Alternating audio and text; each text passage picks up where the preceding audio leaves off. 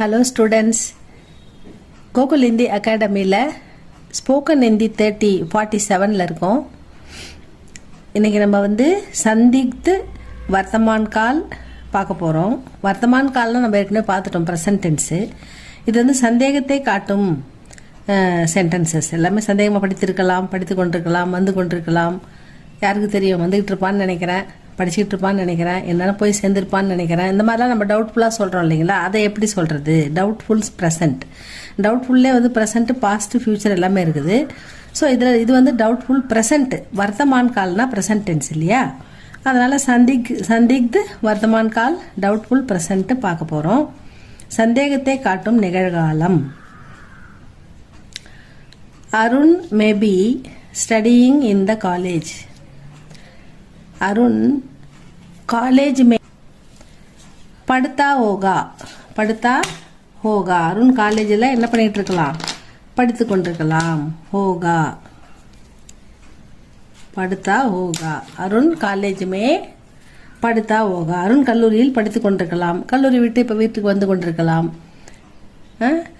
அவங்க பர்ச்சேஸை முடிச்சிட்டு இருக்கலாம். இந்த மாதிரி டவுட்ஃபுல்லாக நம்ம சொல்லும்போது அப்போ இந்த ஓகா போடணும். அதுதான் இம்பார்ட்டண்ட். அதாவது படுத்தான்றது வெர்பு.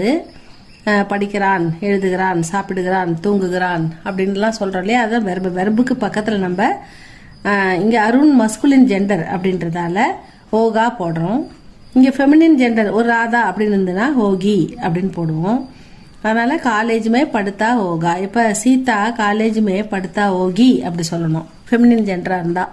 இந்த ஓகா போடுறது எதுக்குன்றது தான் பார்க்குறோம். இப்போ ஆயேகா வருவான், ஜாயேகா போவான், அது வேற.